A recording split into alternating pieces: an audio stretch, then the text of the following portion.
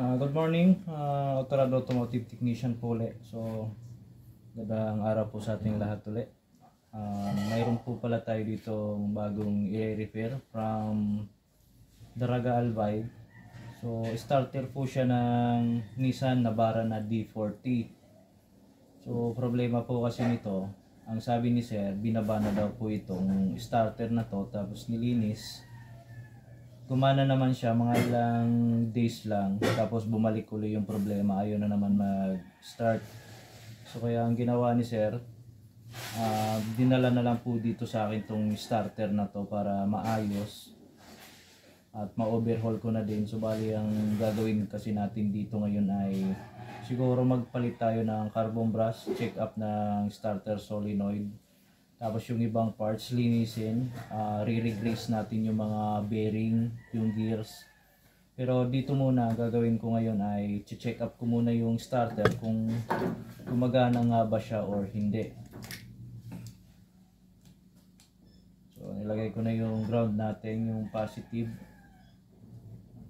Tapos setso natin tong starter, pang ano natin, pang jump.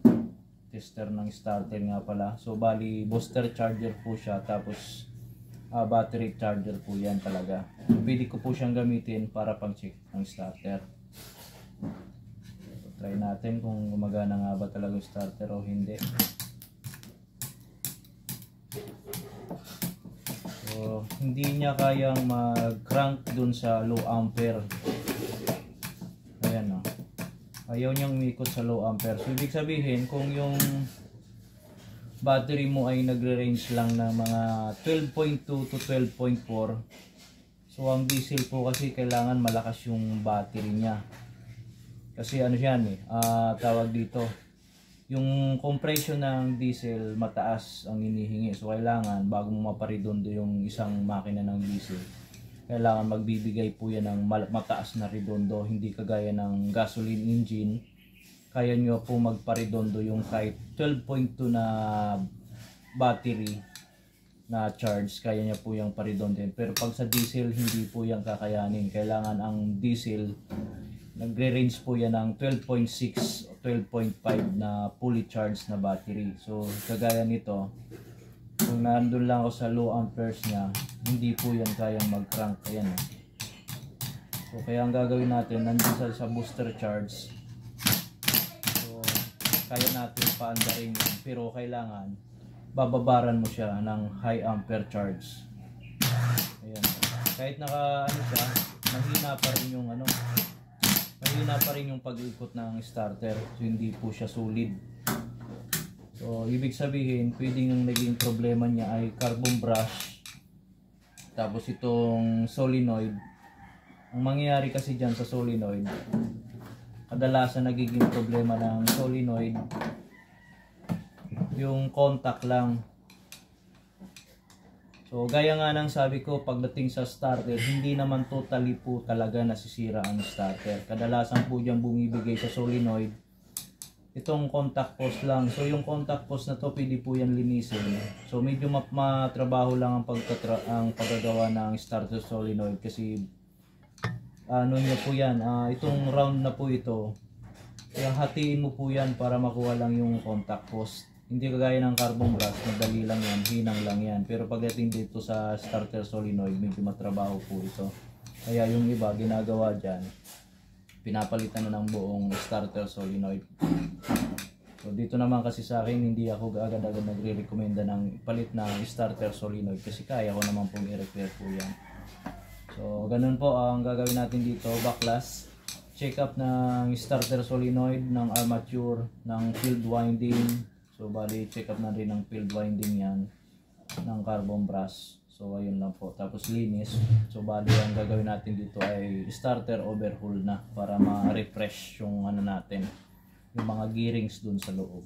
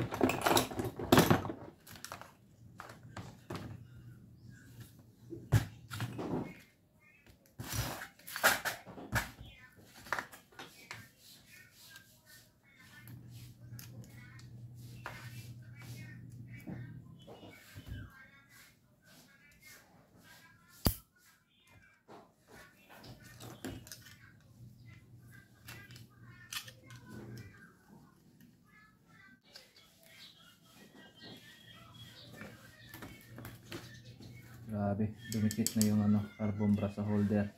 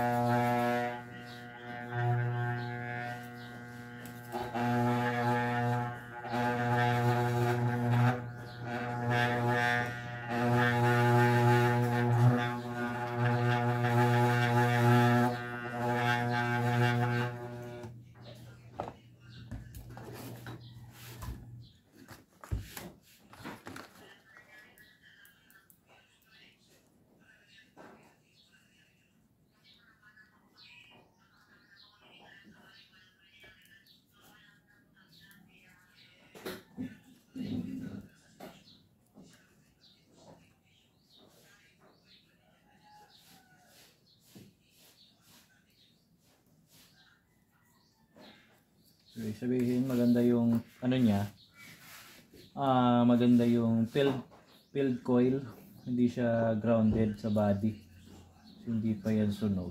So pag grounded po kasi yan, iilaw ng asul, so ganyan ang grounded.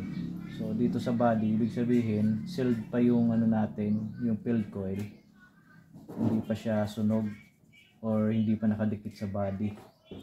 So okay pa tong filled coil. Yung ano naman natin, armature. Yung armature kasi natin, pag grounded na din to, itong lagaring bakal natin magmamagnetize na to dito habang umiikot. So ibig sabihin hindi rin siya grounded.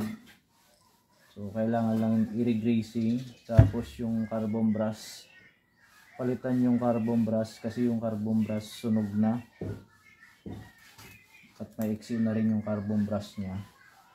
So dito sa ano natin, carbon brush holder, nagkaroon siya ng problema. Kumbaga naipit yung pinaka isang carbon brush natin kaya hindi mag-slide. So kailangan natin ayusin din to. So ayun na po, linis na lang. Tapos pagkalinis, so ito bubuksan na rin natin tong solenoid para yung contact dun sa loob, yung contact post malinis na rin kasi may sign ng pagkasunog na dito sa contact post. So ganun po yung pag-check up ng starter assembly isa-isa para malaman talaga kung may problema yung bawat pyesa.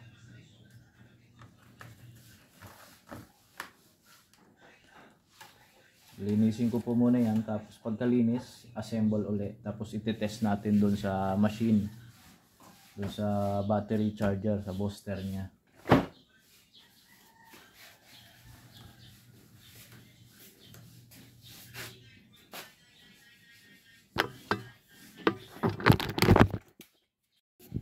So ayun na nga po, bali napalitan ko na po ng carbon brush yung starter field, yung coil niya, pinaka coil, kasi yung carbon brush po niya dito ay masyado na maiksi. So ito po yung lumang carbon brush. So dito naman sa brush holder, yung side ng ground hindi ko na po siya papalitan kasi makapal pa po yan. O, gaya nga na po ng sabi ko, yung solenoid po natin ay nare-repair po yan. So kung makikita nyo po kasi dito sa starter solenoid nya, nasunog na po yung pinaka contact. So ayan yung pinaka contact nya. So lilinisin lang po yan. O yan yung contact post naman niya. So kaya nagkakaroon siya ng delay ng pasok ng kuryente. So dito sa part na to ay nasunog na. Kaya mahina yung pasok ng amperahe ng ano natin ng voltahe. So ito yung i-repair ko po dito. Ito yung solenoid post. So ayan po yung starter solenoid natin. Ito kasing ano na to, yung solenoid coil, hindi po yan basta-basta masisira. Ang kadalasang masisira lang po talaga dyan ito. So ayun lang po bali lilinisin ko po yan, tapos yung ibang parts linis din, tapos ibabalik ko na para matest na po dun sa machine yung ating starter na in-overhaul at ni-repair.